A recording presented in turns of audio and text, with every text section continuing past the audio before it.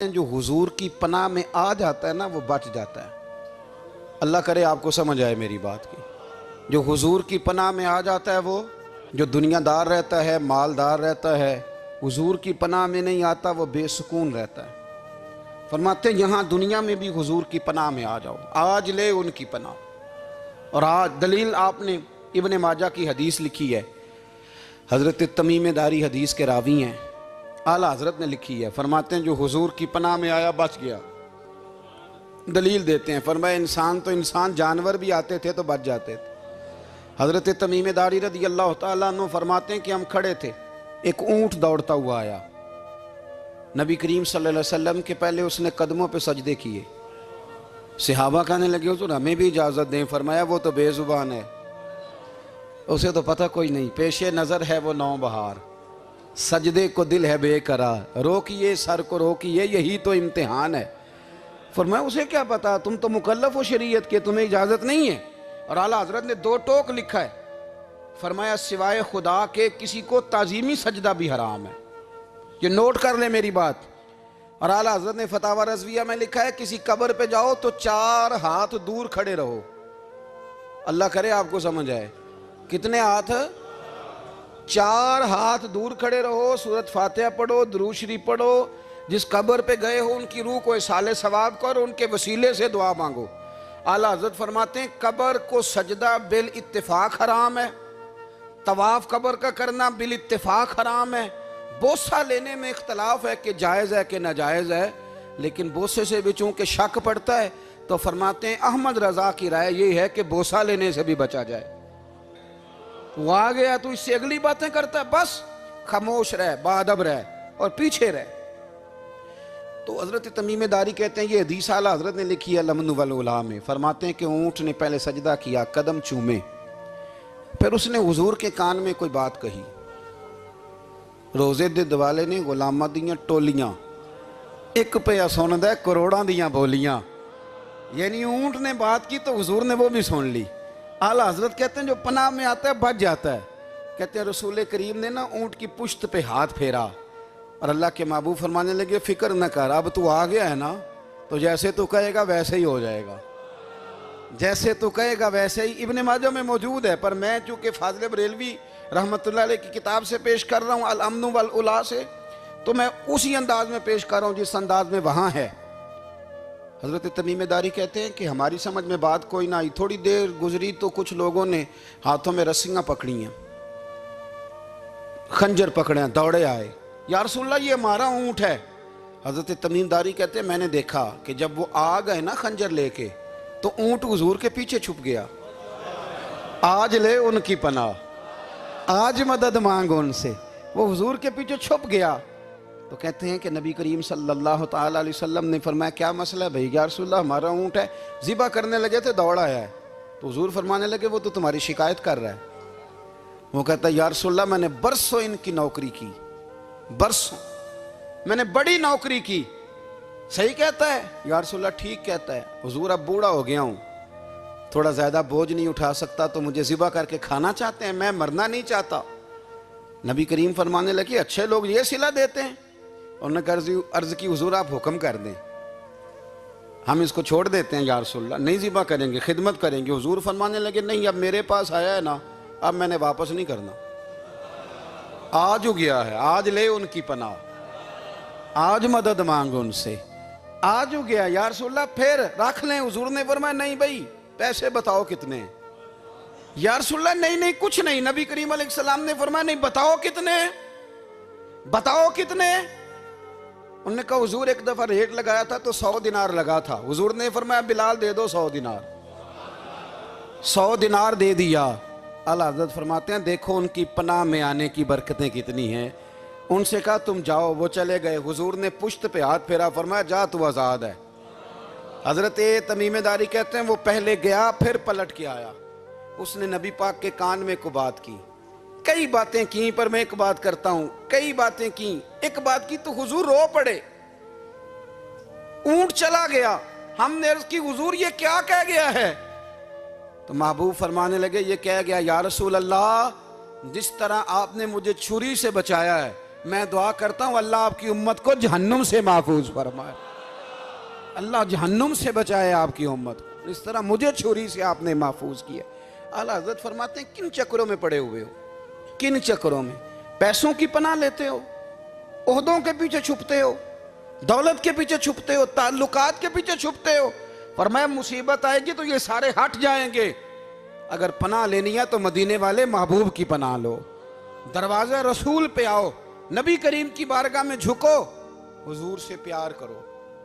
आला हज़रत फरमाते हैं महबूब का अदब करो, रसूलुल्लाह की गुलामी करो। फरमाते हैं फिर के गली गली तबाह, ठोकरें सब की खाएं क्यों, दिल को जो अक्ल दे खुदा तो तेरी गली से जाए क्यों। और फरमाने लगे जान है इश्क मुस्तफ़ा, रोज़ फुजूं करे खुदा, जिसको हो दर्द का मज़ा वो नाज़े दवा उठाए क्यों, जिसको हो दर्द का मज़ा वो नाज़े दवा उठाए क्यों। उन्होंने महबूब करीम की मोहब्बत का पैगाम दिया, सहाबा की मोहब्बत का, बोलिए, सहाबा की मोहब्बत का। पूरी किताब लिखी हज़रत सिद्दीक़ अकबर जनाब उमर के फ़ज़ाइल पर। और मज़े की बात यह है कि आला हज़रत ने ना उर्दू शायरों में से किसी को तौफीक नहीं हुई हुजूर को शहनशाह कहने की। आला हज़रत ने कहा मेरे नबी शहनशाह हैं। दलील क्या दी? फरमाने लगे पढ़ो तिरमिज़ी, हुजूर ने फरमाया मेरे दो वज़ीर ज़मीनों में हैं, दो आसमानों में। ज़मीन के दो वज़ीरों के नाम अबू बकर और उमर हैं, आसमान के दो वज़ीर हैं जिब्रील और मीकाईल। तो आला हज़रत कहने लगे हुजूर वज़ीर तो किसी शहनशाह के ही होते हैं, फिर कह लो ना शहनशाह। तो फिर फरमाने लगे हाजियो आओ शहनशाह का रोज़ा देखो, हाजियो आओ शहनशाह का रोज़ा देखो। काबा तो देख चुके अब काबे का भी काबा देखो, काबा तो देख चुके अब काबे का भी, गौर से सुन तो रज़ा काबे से भी आती है सदा, मेरी आंखों से मेरे प्यारे का रोज़ा देखो। आला हज़रत ने सारी ज़िंदगी और सहाबा किराम की बात की, अहले बैत की बात की, औलिया की बात की, सूफिया की बात की, दिफा किया सबका, सबके शानों में लिखा, उम्मत को बतलाया कि अपने बुजुर्गों से जुड़े रहोगे तो बचे रहोगे। आला हज़रत ने तंज करने से, तनकीद करने से, बिला वजह गलतियां निकालने से और एक दूसरे पर लान तान करने से हमें बचने को कहा। आला हज़रत फरमाते हैं कोई इल्म अगर आ जाए ना तो उसका माना ये नहीं कि सबको जाहिल समझ लेना चाहिए। समझ आ रही है मेरी बात की? हम जिस शोबे में भी होते हैं ना, सामने वाले को अनपढ़ ही समझते हैं। मौलवियों के बारे में बाद लोगों का ख्याल है कि ये पता नहीं कौन सी मखलूक है, इनको क्या पता दुनियादारी का। मैं सही कह रहा हूँ। इसी तरह जो मेरे शोबे से ताल्लुक़ रखने वाले लोग हैं वो कहते हैं शायद सारे ताजर 2 नंबर तरीके से ही माल कमाते हैं। ये हो नहीं सकता, ऐसा हो नहीं सकता। हमें ना दूसरों की अहमियत की खबर रखनी चाहिए। हम एक दूसरे से प्यार, हम तंज करते हैं, तनकीद करते हैं। फाज़िल बरेलवी मना करते थे, आप फरमाते ये तरीका दुरुस्त। हम जब गलतियां निकालने पे जाते हैं तो माज़अल्लाह इतना ऊपर बन जाते हैं कि माज़अल्लाह सुम्मा माज़अल्लाह अल्लाह रसूल तक पहुंच जाते हैं। आला हज़रत के ज़माने में एक शख्स ने कह दिया नबी पाक का ख्याल आए तो नमाज टूट जाती है। अकल है ना जी, जहां मर्जी ले जाओ। वो कहने लगा जी मैंने खालिस अल्लाह के लिए पढ़नी है ना फ़लसफ़ा अजीब। नबी पाक का ख्याल आए तो नमाज। आला हज़रत फरमाने लगे तू बड़ा ही पागल है, जब तू कहेगा अस्सलामु अलैका अय्युहन नबी ख्याल आएगा कि नहीं। फरमाने लगे तू बड़ा ही नादान है, जब तू कहेगा अल्लाहुम्मा सल्ली अला मुहम्मदिन व अला ख्याल आया कि नहीं आया। फरमाने लगे तू नबी पाक की बात करता है, नमाज में तो अब्बा अम्मा का भी ख्याल आता है। रब्बना ग़फ़िरली वाली वालिदैया। फरमाने लगे रब्बे के ख्याल से नहीं टूटती तो मदीने वाले के ख्याल से कैसे टूट गई। फरमाने लगे बड़ा ही बेवकूफ़ है तू। आला हज़रत फरमाने लगे तू कहता है हुजूर का ख्याल आए तो टूट जाती है। फरमाने लगे जब तक हुजूर का ख्याल आए ना नमाज होती ही नहीं, जब तक हुजूर का ख्याल ना आए नमाज होती ही नहीं, सवाल ही नहीं पैदा होता। लोगों ने कहा जनाब वो किस तरह। तो आला हज़रत फरमाने लगे अल्लाह ने कहा कुरान में वाकई मुसलात नमाज पढ़ो, ये नहीं बताया कितनी पढ़नी है, और ये भी नहीं बताया फजर की कितनी पढ़नी है, ये भी नहीं बताया जोहर की, ये भी नहीं बताया क़याम कैसे करना है, हमें ये भी नहीं बताया रुकू कैसे करना है। हमें पता कैसे पता चला? जब सहाबा ने कहा ना रब कहता है नमाज पढ़े तो कैसे पढ़ें, तो हुजूर फरमाने लगे सल्लू कमा रायतुमूनी उसल्ली, नमाज उस तरह पढ़ो करो जिस तरह मुझे पढ़ते हुए देखते हो। तो कहा ये तो कैसी अजीब बात कर रहा है कि नबी करीम सल्लल्लाहु अलैहि वसल्लम का ख्याल आए। और फिर बड़ी मज़ेदार बात, एक शख्स ने आला हज़रत से आके ना, उस ज़माने में ना एक आर्या मज़हब होता था, अब अल्लाह का शुक्र है वो कोई नहीं। अब वैसे जो बड़े नए नए मज़हब निकल आए हैं, जो आदमी जितना पढ़ जाता है माज़अल्लाह वो एक नई बात ही शुरू कर देता है, और जो अनोखी बात करे उसके पीछे रश भी ज़्यादा हो जाता है। स्टाइल ज़रा हटके हो ना जी तो ज़रा माहौल जल्दी बन जाता है। तो वो आर्या मज़हब था, तो वो एक आर्या आ गया आला हज़रत के पास, आके कहने लगा कि फ़र्ज़ की अहमियत ज़्यादा है कि सुन्नत की। तो आला हज़रत फरमाने लगे भाई अहमियत तो फ़र्ज़ की ज़्यादा है। तो कहने लगे आपका वज़ू तो फिर सुन्नत से शुरू होता है। वज़ू में पहला फ़र्ज़ है मुँह धोना, और आप सबसे पहले हाथ धोते हैं, ये भी सुन्नत। नाक में पानी डालना ये भी, कुल्ली करना ये भी। मेरी बात की समझ आ रही है?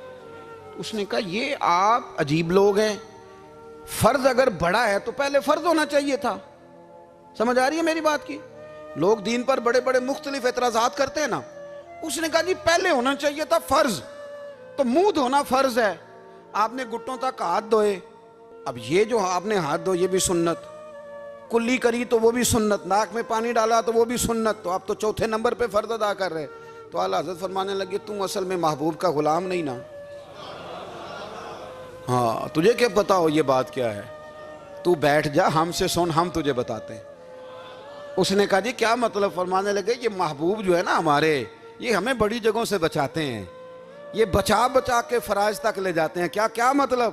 कहने लगे हुजूर ने हमें कहा है कि पहले ना हाथ धो लो, पता चल जाए पानी ज़्यादा गर्म तो नहीं, मुंह जाली ना जाए, पहले ना देख लो। फरमाया फिर नाक में डाल के पता करा लो कि इसमें से बदबू तो नहीं आती, सुन्नत भी अदा हो गई, पता भी चल गया बू तो नहीं आ रही। और फरमाया फिर मुंह में डाल के चख लो कि बद जायका तो नहीं। अब ये 3 सुन्नतें अदा करके तुम फ़र्ज़ अदा करोगे तो अल्लाह भी राज़ी होगा, अल्लाह के रसूल भी राज़ी होंगे। और रज़विया में इस मज़मून को बयान करते तिरमिज़ी शरीफ की वो हदीस नकल करते हैं। आप फरमाते मुसलमानों इस हदीस को याद कर लो, अगर तुम इसे याद करोगे तो मजबूत हो जाओगे। हदीस क्या है? नबी करीम सल्लल्लाहु अलैहि वसल्लम ने फरमाया अगर सारे इंसान मिल के भी तेरा बुरा करना चाहें तो जब तक रब की मशीयत ना हो वो तेरा बुरा कर नहीं सकते। और हुजूर सल्लल्लाहु अलैहि वसल्लम ने फरमाया अगर सारे इंसान मिल के तेरा भला करना चाहें तो जब तक रब की रज़ा ना हो तेरा भला हो नहीं सकता। तो आला हज़रत फरमाते इस चीज़ को ज़हन में बिठाओ, मुसलमानों अपना रुजू अपने रब रसूल की तरफ मजबूत करो। ये क्या बात हो गई कि मैं इससे भी डर रहा हूँ, मैं उससे भी डर रहा हूँ, वो भी मेरे पीछे लग गया। फाज़िल बरेलवी रहमतुल्लाह अलैह इन चीज़ों से मना फरमाते थे। वो कहते थे ये तोहमात हैं, ओहाम परस्ती है, हमें इन चीज़ों से हमेशा बचना है, अपनी आने वाली नस्लों को बचाना है। फरमाया करते थे रब की रज़ा पे जो राज़ी रहता है अल्लाह उसे सुकून वाली ज़िंदगी अता फरमाता है। हमारे यहाँ लोग पूछते हैं तबीयत कैसी है, लेकिन यूपी में, सीपी में, लखनऊ में पूछा जाता है कि क्या शिकायत है आपको? कहते हैं जी सर दर्द की शिकायत है। ये उर्दू का एक मुहावरा है। जनाब क्या शिकायत है? कहते हैं जी मुझे कमर दर्द की शिकायत है। फिर पूछने वाले पूछते हैं कि जनाब उस शिकायत का क्या बना? तो सदरुल शरिया मौलाना अमजद अली साहब आज़मी रहमतुल्लाह अलैह फरमाते हैं आला हज़रत को बुखार था तो मैं हाजिर हुआ, तो मैंने कहा हुजूर शिकायत का क्या बना? कहने लगे मौलाना पढ़े लिखे हो के तो ऐसी बातें ना करो, शिकायत किससे करनी है? रब ने जिस हाल में रखा है बड़ा ही अच्छा रखा हुआ है। शिकायत का क्या माना हुआ? अल्लाह ने जहाँ समझा मुनासिब उसने हमें रखा है, शिकायत क्या होती है? मुझे किसी से शिकायत नहीं। फरमाया करते थे अल्हम्दुलिल्लाह मुझे सर दर्द भी होता है और बुखार भी होता है और मैं बड़ा खुश हूँ। ये वो वाली बीमारियां हैं, ये वो अमराज हैं जो नबियों के कदम भी चूमने आया करते थे। मैं खुशबख्त हूँ कि वो अमराज जो अम्बिया के पास आते थे, सर दर्द और बुखार, वो मुझे लगते हैं। अपनी ज़िंदगी को रज़ा वाली ज़िंदगी बनाया।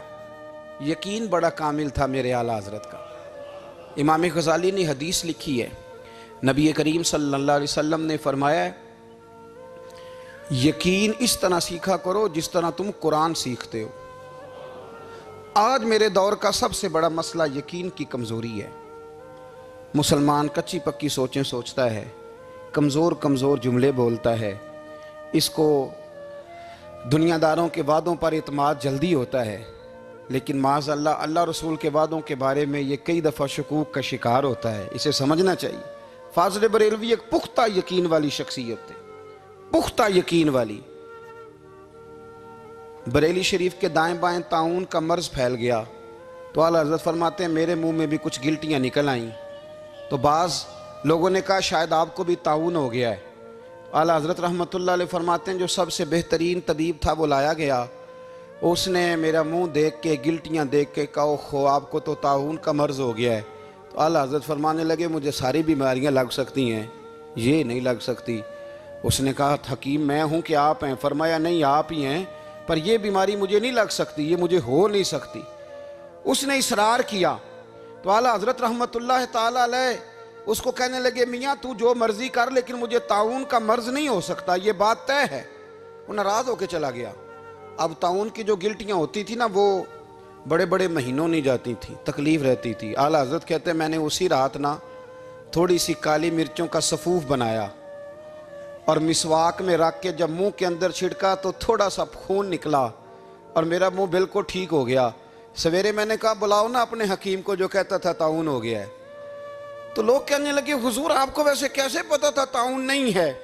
फरमाने लगे पता इस तरह था कि अल्लाह के रसूल सल्लल्लाहु अलैहि वसल्लम ने एक दुआ इरशाद फरमाई है। फरमाया किसी मरीज़ को देख के पढ़ लो अल्हम्दुलिल्लाहिल्लज़ी मिम्मब्तलाका बिही वफ़द्दलनी अला कसीरिम मिम्मन खलका तफ़दीला। हुजूर ने फरमाया किसी बीमार को देख के, मुसीबत वाले को देख के ये दुआ पढ़ो, तुम उस मुसीबत में शिकार नहीं होंगे। फरमाने लगे मैंने ताउन के मरीज़ को देख के दुआ पढ़ ली थी। तारे टूट सकते हैं, चांद गिर सकता है, सूरज अपनी जगह छोड़ सकता है, पर मदीने वाले महबूब की बात गलत नहीं हो सकती। ये मेरा यकीन कामिल है। साढ़े नबी दी जुबान साढ़े वास्ते कुरान, ये बात गलत हो सकती